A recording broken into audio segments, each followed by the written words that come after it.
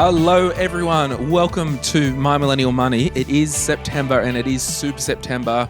We are talking about superannuation this month with a lot of our episodes.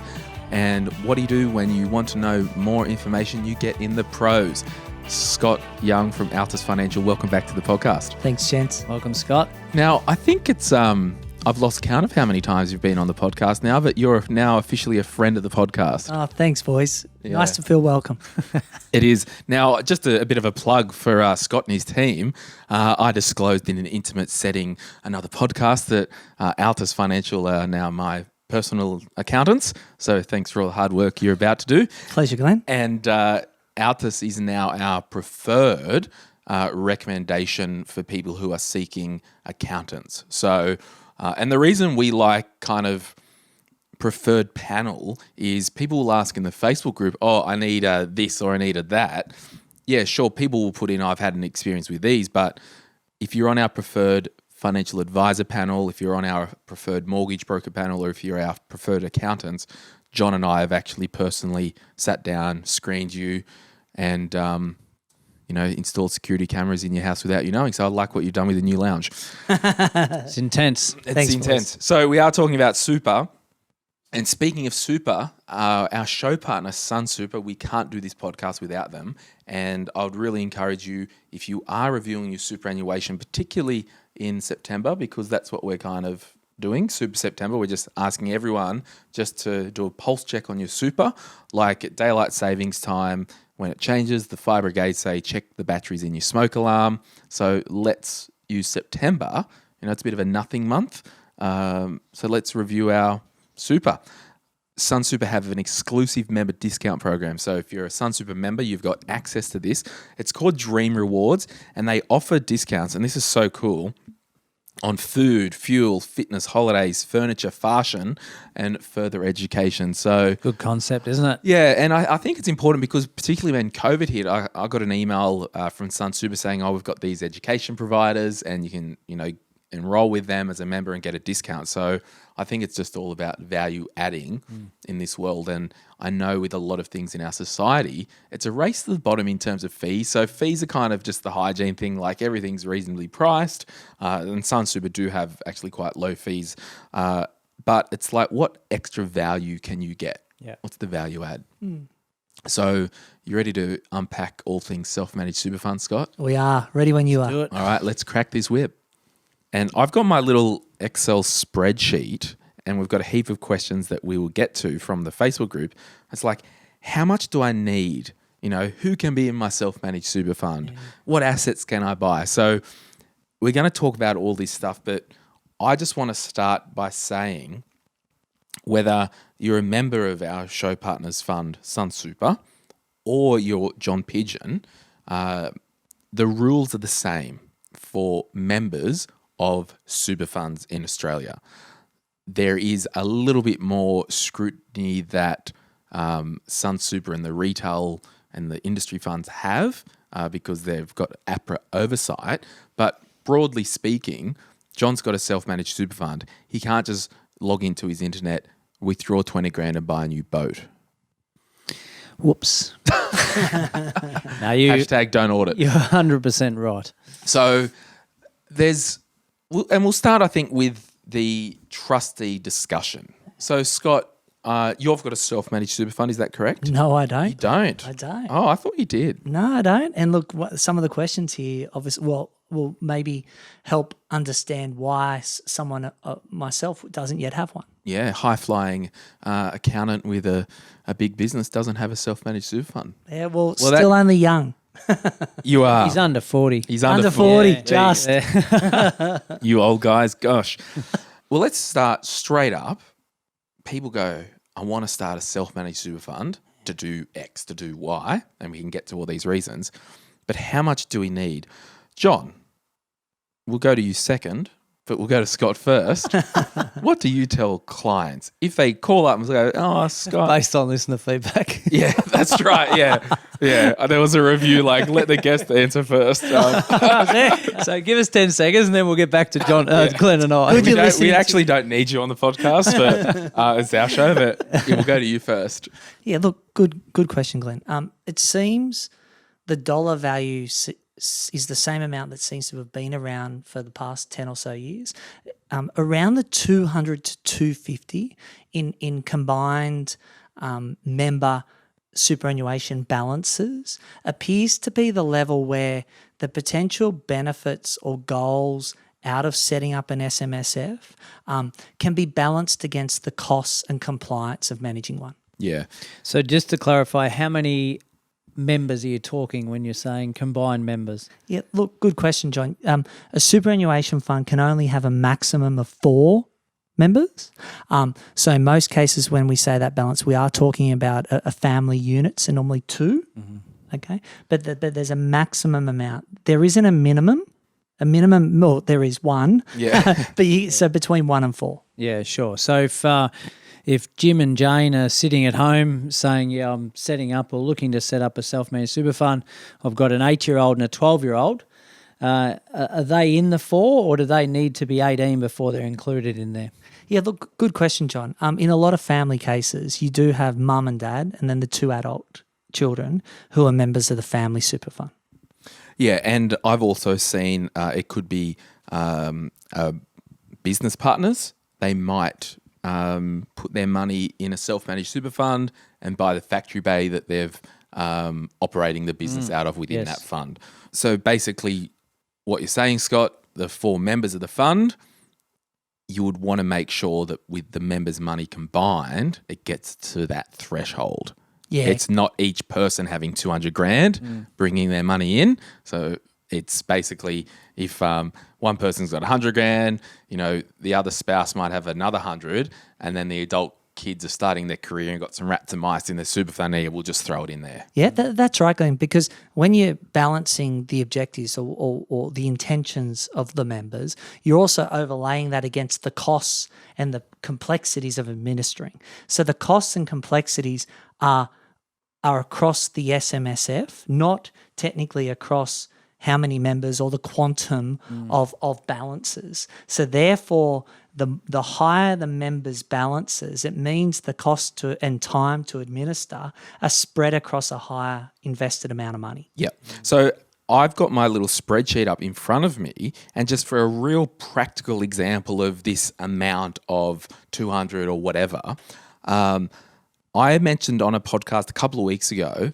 that, as an example, just because I know the fund, you could have $150,000 in Sun Super. You could put, and this is not an ad for Sun Super, but whatever, I'm using them because they're a show partner. You could have 75 grand in their Australian shares index option and 75 grand in the international shares index option. And that fee, and don't quote me on it, but it's around 0.5% or 0.47% in fees for the 12 months. Investment fee, admin fee, everything, okay? Very cheap. Now, and I think it's also important, Glenn, that the members' responsibility beyond, it's all looked after by Sun Super. exactly. They don't have to go and keep any records. They don't have to go. They basically make an investment decision, and then the rest is looked after for them. Absolutely. So no paperwork, no going to the accountants, no audit. So people go, oh, how much does it cost? Okay. Now, again, we can't, tell people how much one to pay and how much to charge if they're a business. But as a broad brushstroke, your annual accounting fee, depending on the complexity within the fund, it might be $1,100 to $2,500. Then you have to pay a third-party super fund auditor, which might be around $550, $800, whoever you get. Like there's cheap and there's expensive everywhere. Then you've got to pay, $259 ASIC fee. Yep. So for this little example, with the accounting fee, the audit fee, and ASIC fee, I'm up to $1,909. Okay.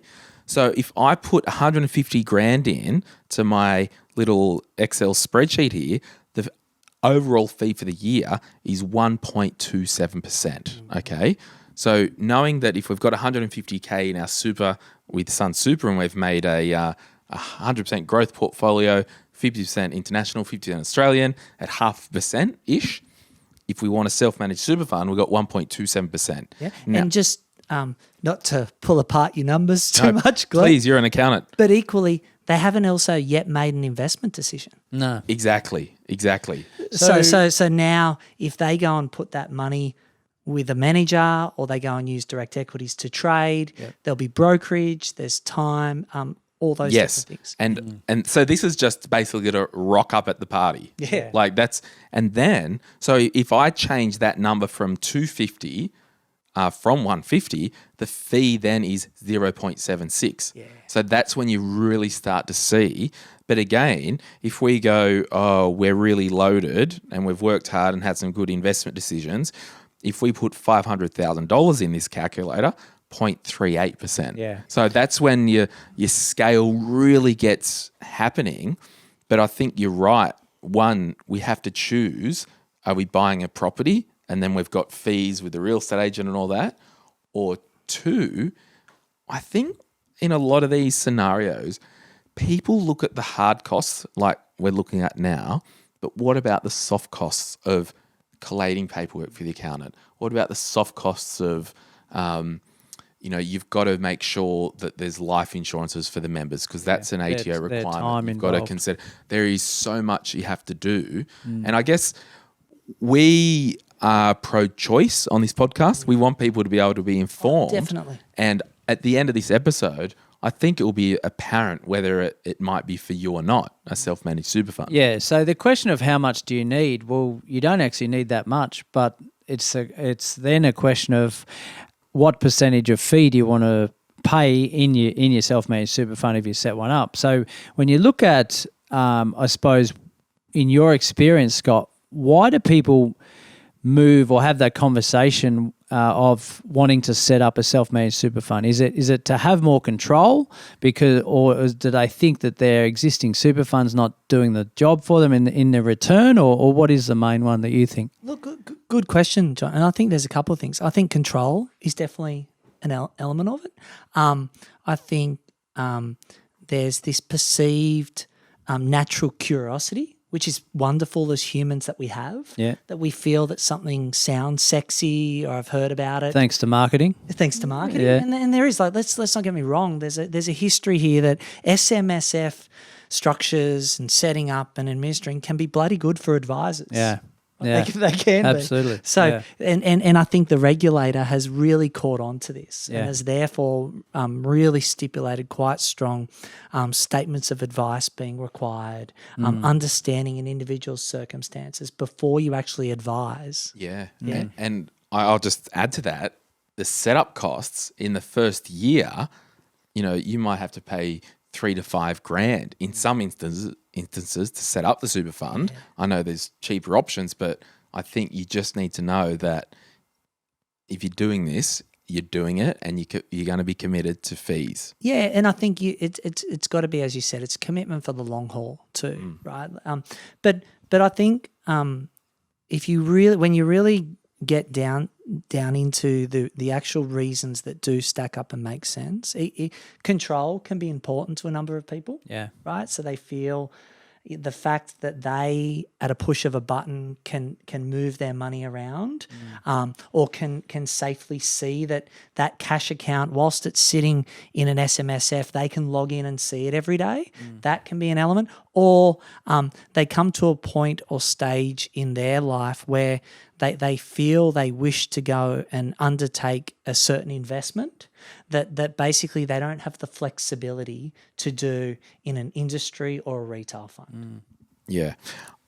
I generally tell people there's 3 broad strokes as to when a super fund might be required, and the need for control might overlay some of these.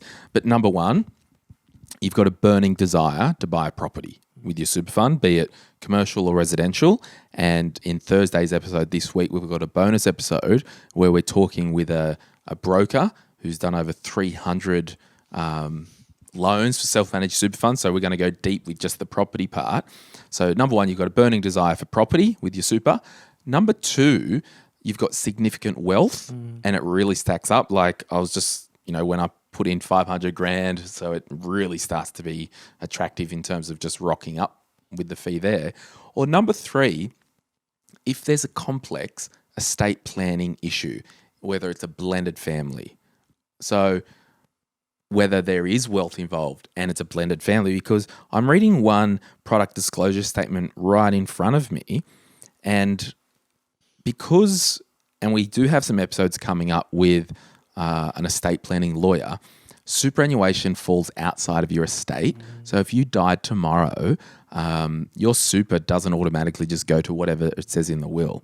So there's a product disclosure statement here. What happens if you die? In the unfortunate event of your death, the super trustee is required to pay your death benefit to eligible beneficiaries, or where there are no eligible beneficiaries, to any person who has a fair claim. Now, That's and broad. you'll find that in most retail and industry fund PDSs. And so what that means is if you've got a complex estate planning situation, you set up the corporate trustee of the super fund in a way that your estate plan works it so that trustee company, whoever steps in, has more control of where to pay the money to, because ultimately the trustee, if there's a curly issue or a curly case, the trustee will make the final call. And it's a wild ride, and we'll have a lot of fun with that estate planning episode, but it's just for that control, more so when you're deceased, that you want to make sure. And so there are lots of moving parts. And just back to the my Excel spreadsheet, assuming that it was the $1,100 accounting fee, so the $1,900 per year, just to really highlight this, I put in $50,000. The fee is 3.82%. Yeah. So if someone rocked up tomorrow and said, "Oh, I called my super fund and they said my annual fee is 3.82%," I'd be like, "Get the bloody hell out of there yesterday!" Like, Yeah. And again, Glenn, that's a really good example, because if you overlay with a 50 grand balance that's earning 5 or 6% return being invested each year, just as a rule of thumb, if that's 2.5, and then every year $2,000 is being taken out, that modelling will show you that's not a good outcome for someone a long way down the track. Yeah, and not everyone's driven by that, are they? Like, as you said, with the control piece, like I might wear that 3.8%. It's like saying I buy a car and it's going to go down 20 grand. I'm still going to buy the car. Yeah. So it's just that control piece. and again, like if there was a $2,000 accounting fee, not $1,100, that pushes the 150 grand up to 1.87. Yeah. Or if we go back to $50,000 a year to 5.62%. So there is no legal minimum amount that you should have, but wisdom states, is the fee and the time spent worth the trade-off? That's right. So back to your 200 to 250s, it's probably an accurate amount as an absolute minimum, isn't it? It seems to be. It Yeah. seems to have always been. Now, look, there are more, like this propensity for control, making investment decisions, sometimes linked to either a social or whatever it may be, seems to be a guiding statement, which has some people coming down the rungs. But the percentage. But what's most important is people are informed. So Absolutely. if they're choosing to do this, they're choosing a higher cost, more complex, more involved environment. And as long as they're informed when they're making that decision, Do you need to then decide what you're going to do with it before you set it up, or after the fact? Well, I think you should, because it's got to come into that cost-benefit equation. Like, Yes. Yeah. if you can invest in the same investment options and save yourself cost and time, I think one's got to really look at that long and hard, because long term, all the modelling says that ends up not being a good outcome for you when it comes time for retirement. Yeah, and I guess as an example, I've got a thing here, like, a lot of people go, what assets can you buy in the super fund? Now, if you're just like, no, I just want to invest in shares in my self-managed super fund, I want to go hard in international equities and Australian equities. So what you can do, you can set up a self-managed super fund. You can buy, for example, set up a brokerage account within the self-managed super fund, and you could put 75 grand in the Vanguard International Index Shares Fund. You can put 75 grand in the Australian International Share Fund, which is Vanguard, or just build that on someone like Sun Super, which uses Vanguard for their index funds options anyway, and same. result. Yeah. So I think there's a bit of a fallacy that I need a self-managed super fund to make a better return and have more options. Now, I will add, because I want to ask you about this, Scott, technically, in this hypothetical world we're living in, if there was this new cryptocurrency and you got the inside goss that it's going to explode, you might go, I'm taking the risk. I'm setting up a super fund. I got 50 grand and I'm going to pump that 50 grand into cryptocurrency. And then the next week the crypto explodes and you've now got $3 million in there. Yeah. Awesome. It was probably worth it, but that's a very rare thing. Well, that's right. And I was going to say, all the other way is that 6-7 months ago, you thought, I want to invest all in Afterpay. Right now, that's not investment advice. The members should be investing all in Afterpay. Would have been a good outcome. It would have been a good outcome. You can't make that direct decision under some retail and industry funds. So that would be an example where someone may say, no, I've heard of this company, it's listed, I believe in it long term, I want to put away my money and let it set and forget for the next 15 years, 20 that years, 30 comes years. back to that control thing, isn't it? But knowing the long-term strategies required. But you're right, Glenn. Like under an SMSF, you must have an investment strategy. Right? Yeah, so talk to us about, and I've got a template and all that stuff, and we've all got this, but broadly speaking, what is it?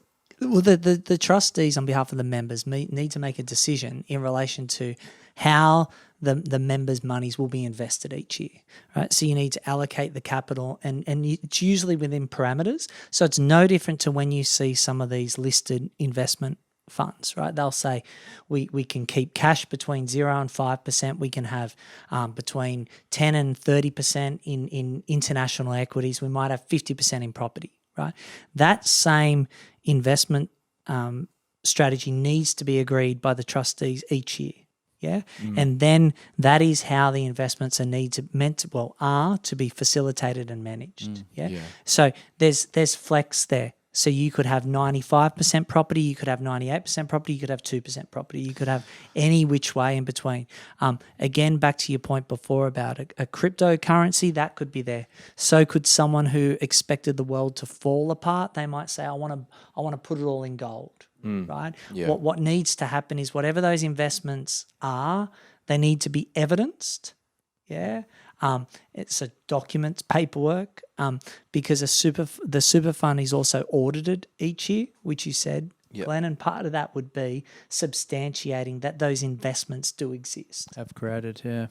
Yeah, and I think it's important to note, you mentioned Afterpay shares. Like, sure, there are retail funds, there are industry funds at the moment who are allowing these kind of sub-options where you can do individual stuff, which is cute, but they're governed by their trustee. So it might mean that you can only buy, top 200 stocks because they've got an investment strategy and have to, they're governed by APRA. So there's an extra layer of protection for members.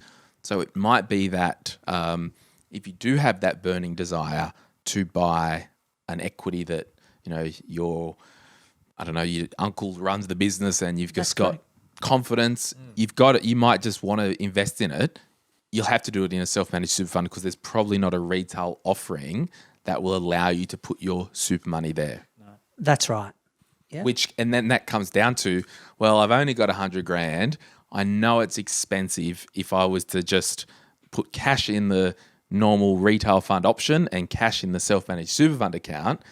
I know that's expensive for the rack value, but I'm paying a premium to have access to this investment class, which means if you don't have that meat of 200K, by gosh, you better make sure or know that you know what you're doing, because it could be a big waste of your retirement savings. That's correct. Yeah. So what are the common assets that you would see bought in a self-managed super fund? Yeah, look, you do see, as you said, you normally see a lot of assets that aren't probably available in other environments. So you see either unlisted investments. So this might be, Glenn, you mentioned a list. It could be a private company that's raising money that you wish to invest in based on an idea. It could be property, right? Collectibles are quite, artwork, gold. And we'll get in later on in the episode about the collectibles and the fancy cars, like when you can actually touch them and see them, because it's quite interesting. But basically anything that's got any value you can buy as long as it exists. Yeah, and you can argue that it's for the sole and dominant purpose of my retirement. Yeah, right? yeah. So, but you just can't test the bottle of wine throughout the year, or you've withdrawn money from super. No. Illegally. and look, this is they are highly regulated. Yeah. They must be individually audited, right, Yeah. which Glenn's alluded to. But equally, there is a lot of scrutiny over this by the regulators, the same reason you mentioned it before. It's just because it's really easy. Like, times get tough. If people have the ability to draw money out of an SMSF account that they have access to, opportunistic behaviour can occur. Now, again, that's completely against the law, right? And I don't want to dig too deep on it, but the actual harshest penalty in the whole tax system is actually in the SMSF environment, right? where they hit the asset values with a 45% tax if you're considered a non-complying fund. Yeah, right.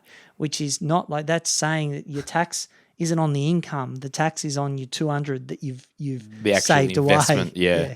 And that's it. You just can't dick around with it. So let's now move to some practicalities about setting up a self-managed super fund, because we do have listeners who have significant super savings. We do have listeners that legitimately are looking for further options, but we do have listeners where this might be 10, 15 years away. We do have listeners where it's actually not going to be an option. I mean, yourself, Scott, you've just decided, too much effort at this time. I'm kind of in the same boat at the moment. So it's a variety thing, and I think this is just an exercise in learning. So when you're at the barbecue next, you can correct somebody. Involved, can't you? But as well, I guess I would say if you are a self-managed super fund specialist listening, we're not going to get it perfect. I'm more interested in this discussion about drawing broad concepts for people to understand at a high level, because every industry, every niche, everything's nuanced, and we're not getting overly technical. Yeah, correct. So again, Sunsuper is our sponsor. Sunsuper have a trustee of the superannuation. So a trustee who's managing the money on behalf of members. So with a self-managed super fund, you can move your money to a self-managed super fund, but there needs to be a trustee of that fund.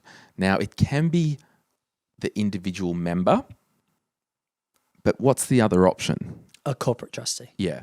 And in your view, what are the benefits of having a company as the trustee to the super fund? Because I've got a view, and I'd just be interested in hearing your view. Look, usually it's around if it's got to be in the name of members. So if there's two members in the super fund, then they'll both be listed as the name. And what that means is if another member joins the fund, you need to update all the records that there's another owner of those assets.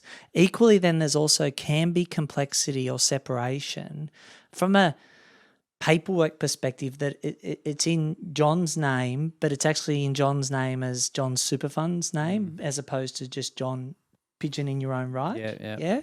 So usually most people would advocate and support a corporate trustee. It is far easier to facilitate the management of it. Like, you're an accountant, and just over the years, I've seen accountants, because for some reason accountants just want to do things for the cheapest possible way and might lose sight of the actual complexities and the pain in the ass factor later.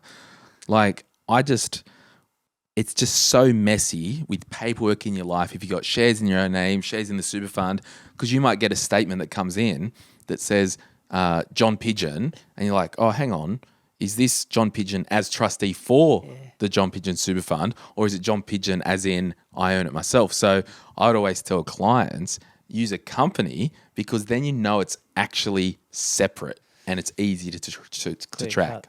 That's correct. And then if a member joins or exits, because members can exit an SMSF as well. Yes. Right?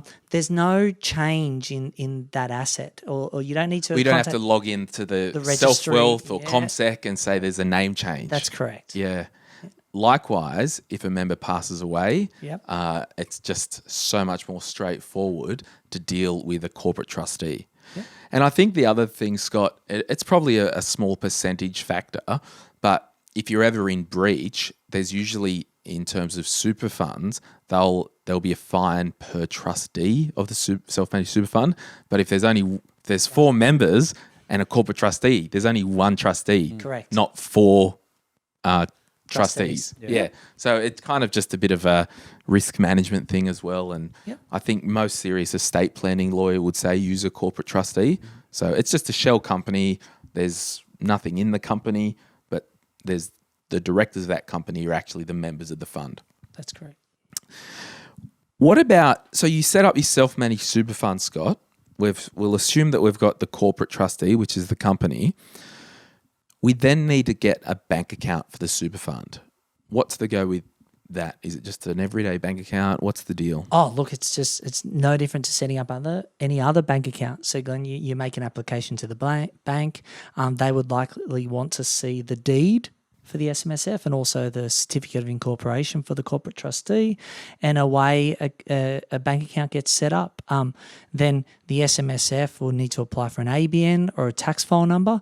So then in effect that gets provided to the bank, and then that's the ID that basically then opens up a new bank account under that. Yeah, so it's almost like you're starting another company or another business. Yeah, I was just going to say, it's like a company. Generally, in or out super doesn't really matter. Yep. The fact is you need your trust deeds and you need your proof of identity and your ABN, and away you go. And then ACN, basically what happens is you would then give your employer the bank details to the self-managed super fund. So then they could put your 9.5 contributions into the fund. That's correct. Yeah. Actually, Scott, just in terms of, while I'm on it, with the whole flexibility thing, there have been some instances where people have put money into retail and industry funds in the wrong BPay code, so they've been allocated as a concessional contribution when it's non-concessional. I guess if having a self-managed super fund, there is flexibility that you can just do a wash up at the end of the year. There is... Yes, there are meant to be decisions made at certain points in time, but there is a bit more time or flexibility in relation to that. You are right. There are many instances where often, as you said, a BPay code may relate to the way you want the way the super fund's going to treat the contribution, and an individual could just type in the wrong number, which could have an adverse impact for them. Yeah. We've kind of talked about the investment strategy, so we might park that aside. But there is actually a requirement that you are supposed to review, because what was happening, people were setting up self-managed super funds, rolling over their existing super, throwing in the self-managed super fund, and cancelling all the life insurances, maybe not knowing it from the existing fund. So the ATO basically said it's now a trustee's responsibility to review the insurance cover on behalf of the members of the fund. So talk to us about your experience with the advisors in your office about life insurance inside the self-managed super fund. Yeah, look, and Glenn, it's an interesting point. And as I said, if anyone wants advice upon setting up an SMSF, there is a structured process that any advisor has to go through, and ASIC facilitates that. But one of the big elements is around this, well, what are you moving away from right? And you just said what the individual, when they're moving away from group buying power under an industry or retail fund under the insurance to their own right, there's a set of they have to go and get underwritten, have to apply for the insurance, have to potentially go through a whole health check, and potentially it could cost them more. Yeah. Right. So that's Feel important. like better quality cover. I'll just add that as well. Well, that's right. It's so there's the pros and the cons. Yeah, that's right.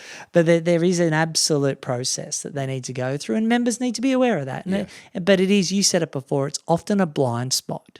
Yeah, they cancel something, transfer, go to cash, and then haven't considered, well, what else do I need to have in there for my protection? So basically, the financial advisor, if it is a financial advisor setting it up, would be going through that with the members about to transact, right? They must. Yeah. Because I know when I set up your insurances, John, so John's and Amy's life insurances, so basically what happens is generally in the super world or in the life insurance world, whoever owns the policy, regardless of whoever pays for it, if it claims paid, will get the benefit.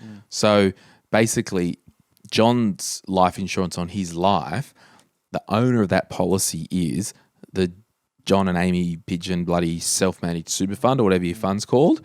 So if you checked out, John, we would put the claim in, and then that check from the insurance company would land in the bank account of the self-managed super fund for the trustees to then go, okay, well, this has to be then paid out as per the instructions of the fund. So just on that, hypothetically speaking, if there was Not planning on anything. John and Amy in it, Yep. and for some reason Glenn was in it as well. Yep. All right. How does that affect in that situation where the benefits of the trustee or the beneficiaries in there is also you?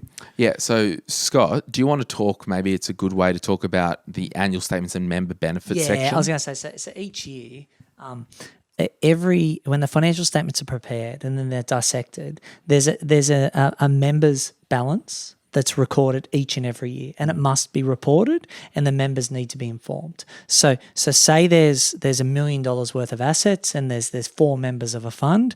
There could be, well, there's highly likely to be differences in balances, whether that be through differences in contributions, but every year each member needs to be told what the summary of their balance, and then at the end of the year what that balance is. Yeah. So in effect, in this case, there would just be a member would have a different balance allocated to them.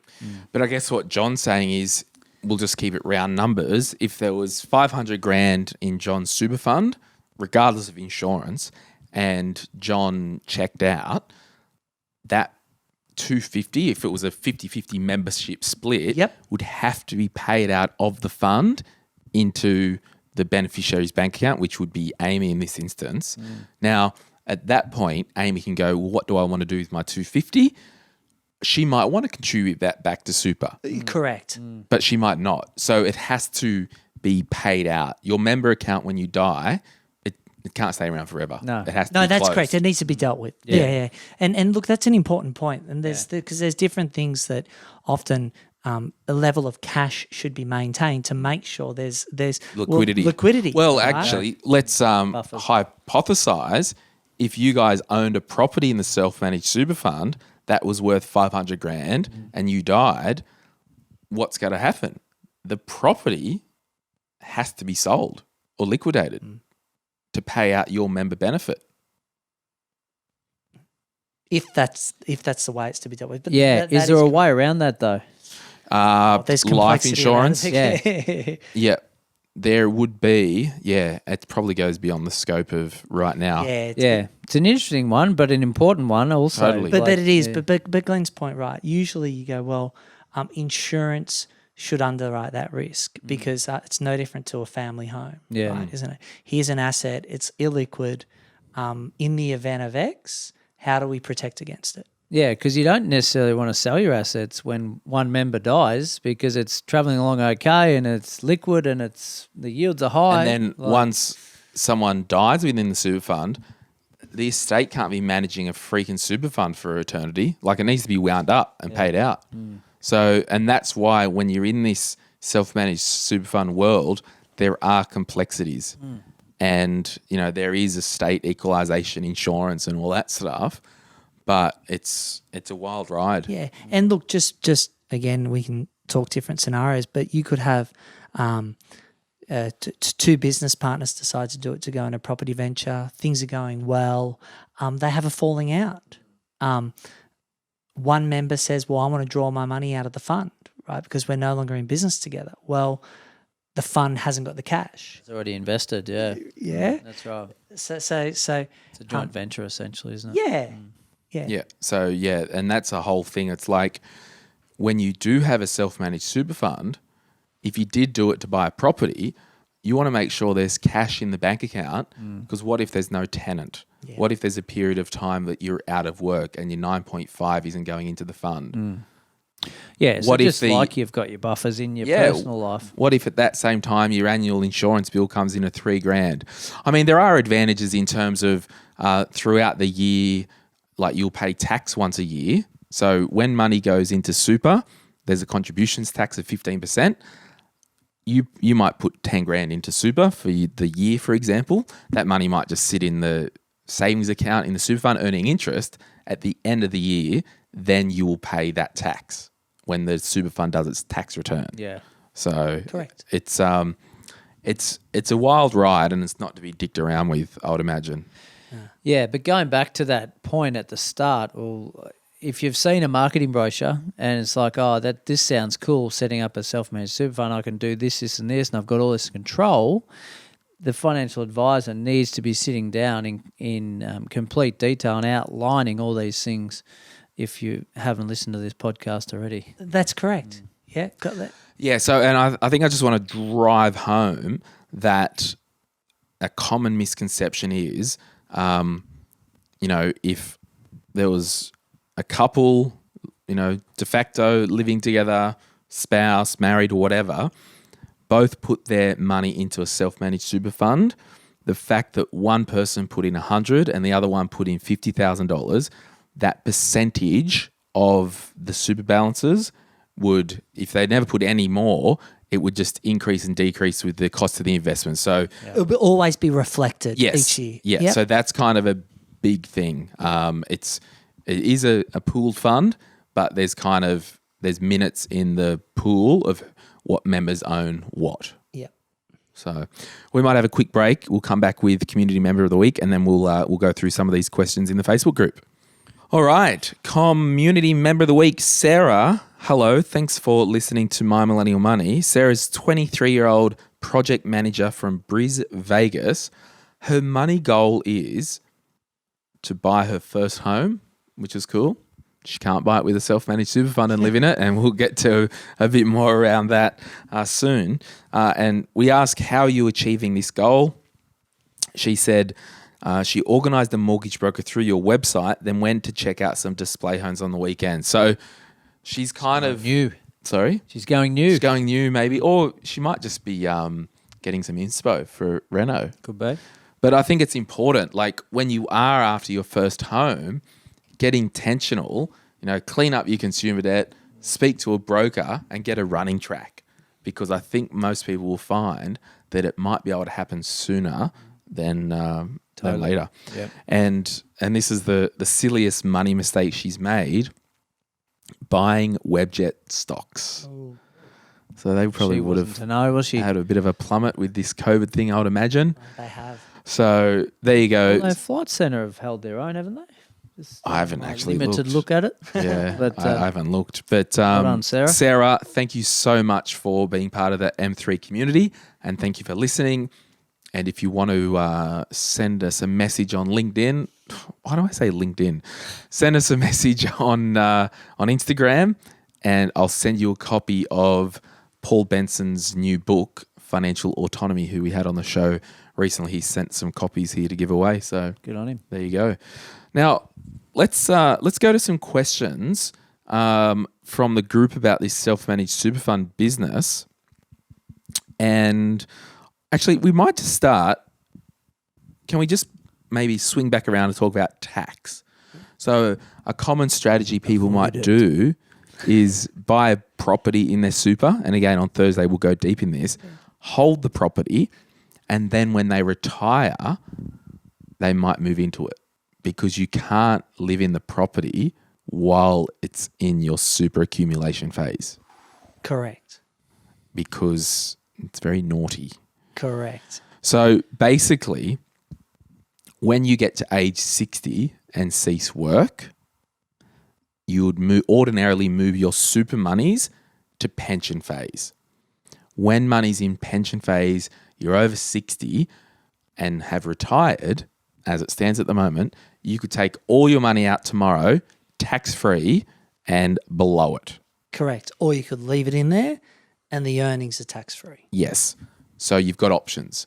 So generally speaking, the superannuation tax rate is lower at 15%. That's right. And that's deliberate, because the government wants to incentivise Australians to save for their retirement. Yep. Yeah. So we started off by talking a lot about SMS may not be right now, but without doubt, people saving for their retirement, and as they get later on with further complexity and desire and wishes, an SMSF can be truly powerful for them in managing their wealth in retirement or towards retirement. Yeah, yeah. So CGT outside of super for property, you've got a 12-month.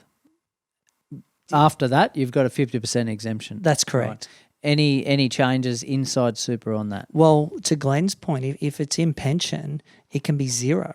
Yep. Okay, so I'm 52, not in phase. Yeah. I want to sell it within 12 months. Within 12 months? Yeah. Well, then the rate of tax would be the 15%. Yeah. Yep. So that's a big positive, isn't it? It is, because if we said if someone's paying tax at, say, average tax of 30 to 40% outside super, then within super, we've just said that the gain could be at 30 to 40% tax as opposed to within 15% inside the super fund. Not that I'll probably want to sell it within 12 months of purchasing it, but yeah. It's a big difference. So we know it is a more tax effective environment. Yeah, and that's whether you've got money in Sun Super or a self-managed super fund, the tax law is the same. Correct. Or any other super fund. Now, let's talk about some sexy things you can have in your super. So I've got a self-managed super fund. I want to invest in some art. So I might want to buy a piece of art. I might want to buy some vintage Grange wine and store that as an investment. I might want to buy an old school Aston Martin DB5 as an investment. You can basically buy anything you want. Now, what's the deal with, all these sexy things? Are there any kind of parameters around, like, can I keep one in my garage at home? Well, no. So that's one of the points. It's back to this use, because it's meant to be sole and dominant purpose for your retirement. So there can't be any personal benefit or use from it. So you can't hang the photo of the Van Gogh in your house Correct. and enjoy it, because that would mean you're taking money out of super early. Correct. So it needs to be stored or displayed elsewhere. So it could be in an art centre or a museum. Bit boring, isn't it? Could be in a safe, right? And then also there's got to be a physical existence piece, which is back to it's got to be insured. Yeah. Which helps support the fact that within 7 days of purchase. Correct. Yeah. And you have to document where it's stored. Correct. Yeah. So it can be physically located. And then more importantly, back to the starting point is it should be listed in the fund's investment strategy that the intention is to go and spend or allocate X percentage to artwork, fine wine, or whatever it may be. Yeah. So that boat you're about to buy, you can't drive it, right? No, it won't be in the... Boats aren't a good long-term investment. At the best of times, super or non-super, don't have a bloody boat. Actually, I used to have a boat. It was called an AU Falcon. So let's go through.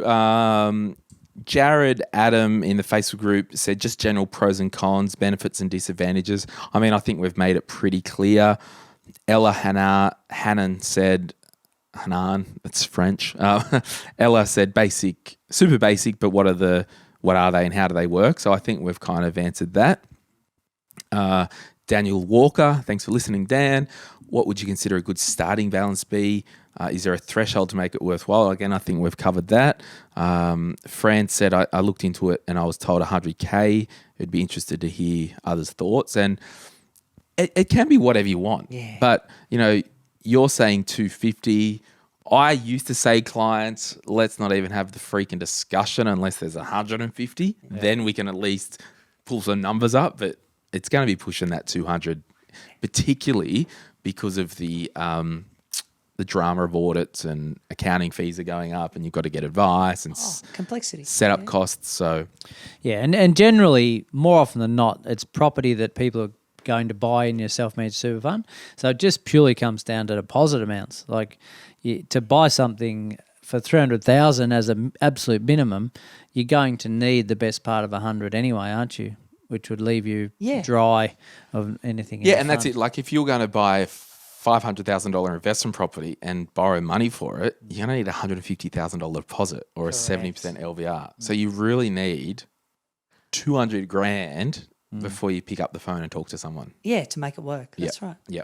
Fran says, how much cost is involved in running one and what are the requirements to hold a property? Well, Thursday's episode, Fran, of the property thing, costs, it could be $2,000 to $3,000 a year, depending on who you go to. There's another one here. Jack O'Brien said, why bother when retail funds offer so much flexibility these days?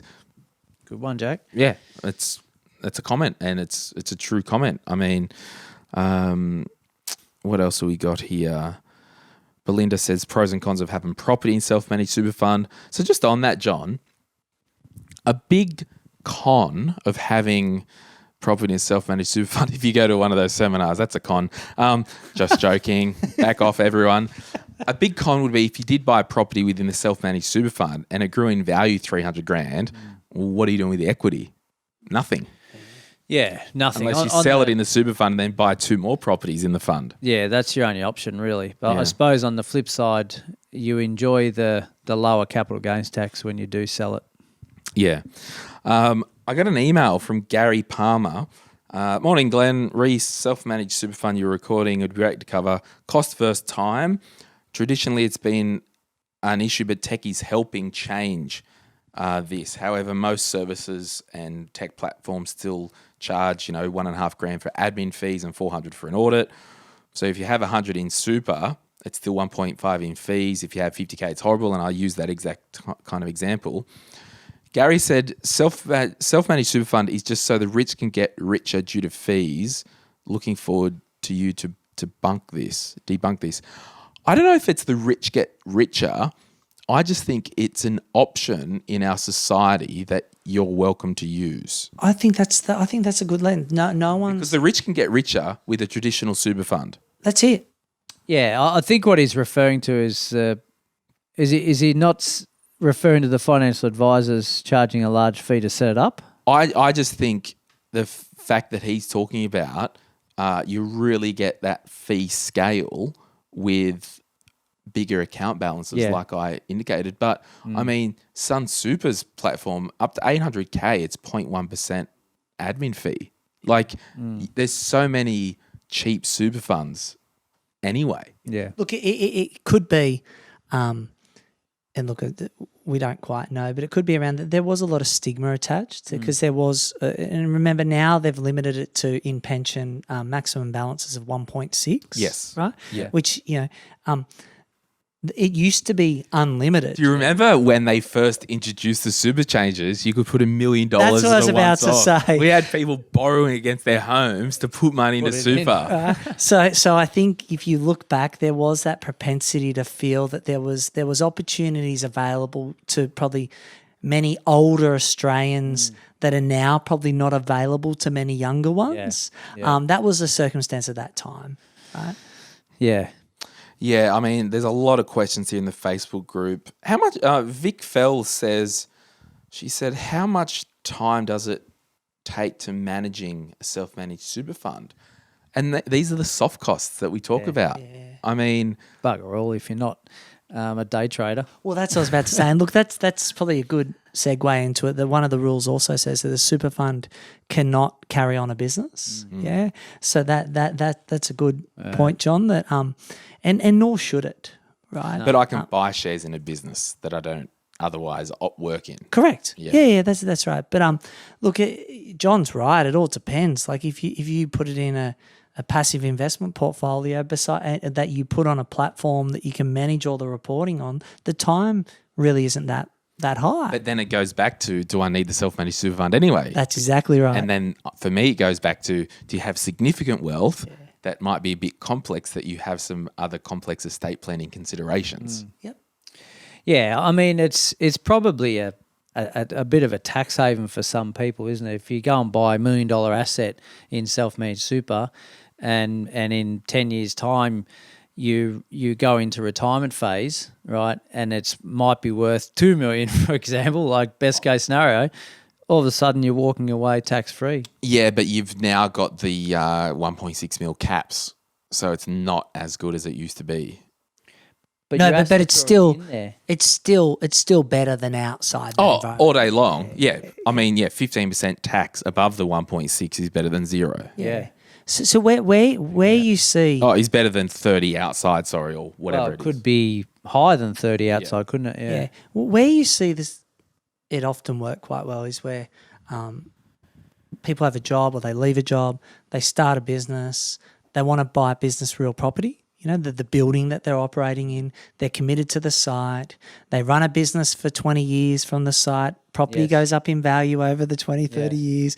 They sell the business or close the business. They still own the property. Before you know it, they have a reasonable size asset. But that's a good cash flow. really long-term lens Yeah. on it. Yeah. And we'll probably use an example like that in that bonus episode. Yeah. And I mean, we haven't really gone into the trenches with, so once you get a member who's got a pension phase and accumulation, you've got to get an actuarial certificate each year. I mean, and this is where you need advice, basically. It all goes back to you need advice. Like anything. Like anything. Scott, thanks so much for popping in today. Pleasure, gentlemen. Scott. That we'll put a link in the show notes. So if you do want to chat to Scott's team about anything to do with tax or getting your tax return done, I know his team's about to tap on my shoulder. I've already tapped on the bookkeeper's shoulder to get my 2020s happening. Can't wait for that. You have to follow this bloke up constantly to get things. 3 times, 4 times. Oh. Piss off. I'm an ideal client. Just when I do stuff for you that you don't pay me for, that's when it's... Is that what happens? Yeah. I was editing a video for John. He's like, I'll pay for it. I'm like, nah, I don't want your money. I'll just do it. Sometimes worse when you're getting those I know, freebies done. It's like you don't want to push the issue because like, oh, well, I'm not fun. Now I feel bad. I do it for free. I'll It took buy me him 2 months to do for him. I'll get him a gift certificate or something. $50 credit at Flower. Yeah, love it. Well, guys, thanks so much. Thank and you. We'll see you guys soon. Pleasure, guys. Bye. Take care. Bye.